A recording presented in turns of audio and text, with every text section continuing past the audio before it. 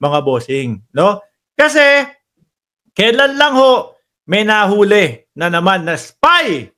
Ito hindi na po drone lang, mga kababayan. Hindi lang po drone na nasa ilalim ng dagat, kundi tao na po at may asawang Pilipina. Spy ng China na nakabase po sa Pilipinas, mga bossing. O biruin niyo po yun, mga taksil. No? Panigurado naman yan, alam nung alam nung asawa yan, na yung ginagawa nung kanyang asawa sa Pilipinas. O, panoorin ho muna natin at pakinggan to, mga kababayan. Aresto dahil sa umano'y espionage o paniniktuhan na ng Bureau of Immigration and detalye na sinasabing Chinese spy na naaresto dahil sa umano'y espionage o paniniktik sa mga kampo ng sundalo at EDCA site sa bansa. O yan, sasabihin ng mga DDS, China pa more. Kakampi naman natin talaga yung China. O di ba? Mga bossing, wag mo lang guluhin yung China o wag ka lang tawag dito, sumuway sa China. Kakampi naman talaga natin yan. Mahiya-hiya naman kayo. Tingnan nyo na yung ginagawa sa ating bansa. O iniis pa yan. Para ano? Para, saan pa ba papunta yan? Sakupin ng bansang Pilipinas. No? Kasi po, ang pagkakakilala natin o ng buong mundo sa China, hanggat masasakop nila, sasakupin nila. Hanggat bibigyan mo sila ng pagkakataon na sakupin ng iyong bansa, nako mga bossing chief sir, gagawin nila yan. Aabusuhin nila po yan, mga kababayan. Muntik na tayo. Natandaan niyo yun? Kung ang dating Pangulong Duterte pa din, o kung si Vice Presidente Inday Sara Duterte, mga kababayan, ang nanalo bilang presidente, nako! Malamang ang lengguwahe natin, ching-chong, shang-sheng, chong-shang, gano'n na. At legit, probinsya na tayo ng China. Pagka ganun ho, mga bossing. Bakit natin sinasabi to tungkol sa Vice Presidente? Nakita nyo naman, hanggang ngayon, wala pa din hong komento ang Vice Presidente. Di ba? Hanggang ngayon, bilang isang Pilipino na lang na magkomento kung ano ang panig niya tungkol sa West Philippine Sea, alaws pa din ho, mga boss. O di ba, paano hindi natin iisipin yon sa ating Vice Presidente? Mga kababayan, at isa ako sa naniniwala na tama po ang gobyerno ni Pangulong Bongbong Marcos na tinanggal po sa National Security Council ang ating Vice Presidente upang sa ganon yung mga ginagawa at paghahanda po ng ating bayan para mapanatili po ang ating karapatan sa West Philippine Sea, mga boss, mapangalagaan ho. Malay mo ang Vice Presidente dahil nga close na close nila ang China, mga kababayan, ibinabato na pala doon yung mga impormasyon kung paano po protektahan at ipagtatanggol ng Department of National Defense kasama po ang gobyerno ng Pilipinas, no, ang ating karapatan sa West Philippine Sea. Hindi kaya utos to o hindi kaya, no? Palakad to ng dating Pangulo.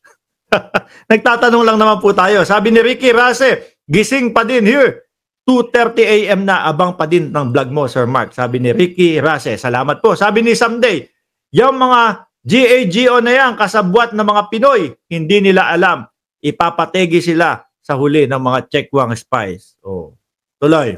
Ang hindi pinangalanan Chinese ay 39 years old, kasal sa isang Pinay. Rinig nyo ho, mga kababayan.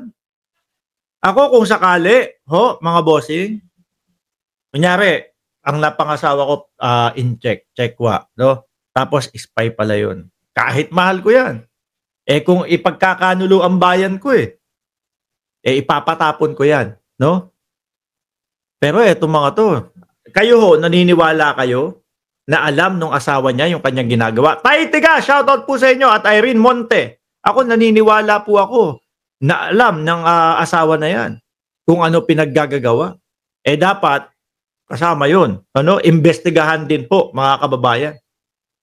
Kung may kinalaman ba at hinahayaan niya lang, no, na maging spy sa ating bansa, yung mister niya. At labas-masok na sa bansa mula pa noong 2015. Ayon kay Immigration Commissioner Joel Anthony Viado, Ibinigay na nila sa Department of Justice at NBI ang naturang impormasyon upang makatulong sa ginagawang investigasyon.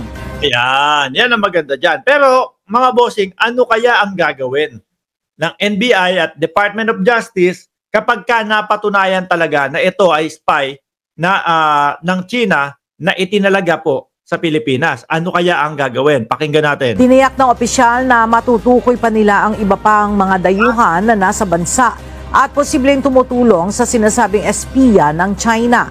Isa sa ilalim din ang naarestong Chinese sa deportation proceedings pero nilinaw ng BI chief na ipapatapon lamang ito pabalik ng China kapag natapos na ang kinakaharap ng mga kaso nito at napagsilbihan na ang magiging sentence. Pag napagsilbihan naman pala, no? Bago po ipatapon, ipabalik, no, sa China, mga kababayan, magseserbisyo muna. Magseserbisyo muna kung ano ang magiging pataw na kaparusahan. Patawan nyo na lang habang buhay na pagkakakulong para diyan na lang. Di ba, mga kababayan? Nako, banta po sa seguridad ng buong Pilipino yun. Lahat po ng Pilipino, mga kababayan, buong bansa natin. Malaki pong ano yun. Malaki pong kaso yun at hindi lang basta-basta. Huwag hayaan na makalabas pa, mga bossing. Di ba? At para po sa akin, no, although kapwa natin Pilipino, imbestigahan din yung misis. O baka yung misis nakikikuntsaba din doon sa ginagawa ng mister na pag-i-espiya po sa ating bansa. So yan yung mga betrayal po, mga bossing. No? Biruin mo kapwa Pilipino natin makikipag-cooperate o makikipagtulungan na maespiyahan po ang ating bansa. Maling-mali ho yun, mga kababayan. Siguro gusto nung misis gusto ko maging probinsya na din to na China. Total naman yung mister ko in check. Huwag po tayong papayag ng ganun, mga kababayan. Sabi ni Ricky Rase, parang nakikita na natin sa Sir Mark ang sinag ng pag-asa. Oho, kung makita natin yung mga balita araw-araw, mga drone ng China nahuhuli.